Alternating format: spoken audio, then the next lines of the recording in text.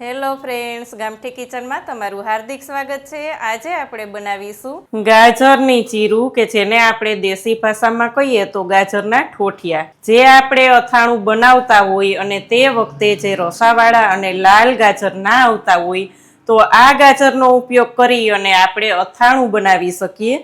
અને અથાણું આ ગાજરનો ઉપયોગ કરીને કેવી રીતના બનાવવું તેનો વિડીયો પણ આપણે ચોક્કસ શેર કરીશું। તો ફ્રેન્ડ્સ, જોઈ લઈએ આને કેવી રીતે બનાવવા। સબસ્ક્રાઇબ કરો ગામઠી કિચનને ને બેલ આઇકોન દબાવો લેટેસ્ટ કુકિંગ વિડીયો જોવા માટે। અથાણાની સિઝન હોય ત્યારે ગાજર એવા રસદાર ના આવતા હોય તો તેના માટે આપણે પહેલા પૂર્વ તૈયારી કરી લેવી પડતી હોય છે, એટલે કે ગાજરની ચીરું બનાવી। આજે ગાજરના આપણે દેશી ભાષામાં કહીએ તો ઠોઠિયા પણ કહીએ છે બધાય। એટલે આ ગાજરની ચીર બનાવી અને આપણે રાખી દેતા હોઈએ છીએ કે જ્યારે અથાણાનો સમય આવે ત્યારે ગાજર આવા ના આવતા હોય તો તેને સૂકવીને રાખી દીધા હોય તો આપણે તેનો ઉપયોગ કરી શકીએ। ખાટા પાણીમાં બોળી અને પાછા તાજા જેવા જ ગાજર થઈ જાય અને તે એકદમ ટેસ્ટી પણ લાગે। ઘણી વખત શું થાય કે ત્યારે ગાજર આવતા તો હોય પણ આવા રસદાર ને એકદમ લાલ ગાજર ના આવતા હોય એટલે અથાણાનો ટેસ્ટ એવો આવતો ના હોય। એટલે આ જ રીતના આપણે બધા જ ગાજરની છાલ કાઢી અને આ રીતે નાના નાના પીસ કરી લેવાના છે।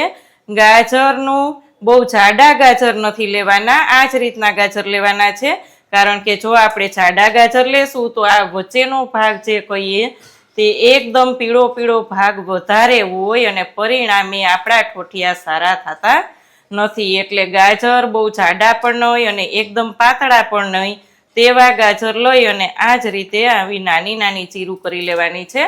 બહુ પતલી નથી કરવાની, કારણ કે સુકાય એટલે થોડીક પતલી થઈ જ જશે। એટલે આ જ રીતે આપણે બધા જ ગાજરની છાલ કાઢી લઈએ અને ચીરું બનાવી લઈએ। અહીં તમે જોઈ શકો છો ફ્રેન્ડ્સ કે આટલું જાડું ગાજર છે તો પણ તેનો વચ્ચેનો ભાગ થોડો થોડો આપણે કાઢવો જ પડતો હોય છે। એટલે આપણે ગાજર બહુ જાડા નથી લેવાના અને પાતળા ગાજરો જ લેવાના છે, જેથી કરીને એકદમ સરસ રસદાર આપણી ચીરું તૈયાર થશે। આ જ રીતના હું બધી જ બનાવી લઉં છું। અહીંયા જોઈ શકાય છે ફ્રેન્ડ્સ કે આપણે બધા જ ગાજરની ચીર કરી લીધી છે અને તેમાં આપણે લઈ લેવાનું છે નમક। 1 ટેબલ સ્પૂનથી પણ વધારે 1.5 ટેબલ સ્પૂન આપણે નમક લઈ લેશું। 1 ટીસ્પૂન હળદર પાવડર લઈ લેશું અને આપણે બધું જ ચલાવી લેશું। આ જ રીતે આપણે 12 કલાક માટે વારંવાર ચલાવતું જવાનું છે અને રાખી દેવાનું છે, પછી આપણે સૂકવી દેવાના છે।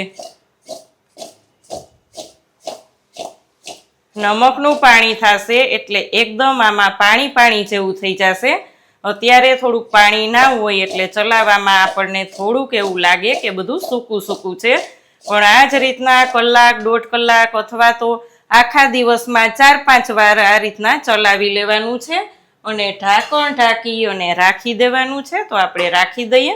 આખો દિવસ રાખી દીધા પછી અને ઓવરનાઇટ પણ રાખશું અને કાલે સવારે, આજે સવારે હું વિડીયો બનાવું છું એટલે કાલે સવારે આપણે ન્યૂઝપેપર અથવા તો કોટનનું કાપડ હોય તેમાં અલગ અલગ રીતના બધી જ ચીર સૂકવી દેશું અને સુકાઈ જશે એટલે ફરી પાછું હું બતાવીશ। અહીંયા આપણી ગાજરની ચીર સુકાઈ અને તૈયાર થઈ ગઈ છે, તમે જોઈ શકો છો ફ્રેન્ડ્સ। પહેલા આપણે એક દિવસ છાયામાં સૂકવેલી હતી, પછી આપણે એક દિવસ તડકામાં સૂકવેલી, એટલે એકદમ સરસ એવો કલર આવ્યો છે, અહીંયા જોઈ શકાય છે ફ્રેન્ડ્સ। તો તમે આ રીતે ગાજરના ઠોઠિયા એટલે કે ગાજરની ચીરું બનાવો છો કે નહીં તે કોમેન્ટ કરીને મને ચોક્કસ કહેજો। કેવી લાગી આજની રેસીપી? જો સારી લાગે તો વિડીયોને લાઇક કરજો, ચેનલમાં નવા હોય તો સબસ્ક્રાઇબ કરીને બેલ આઇકોન પ્રેસ કરજો। આવજો ફ્રેન્ડ્સ।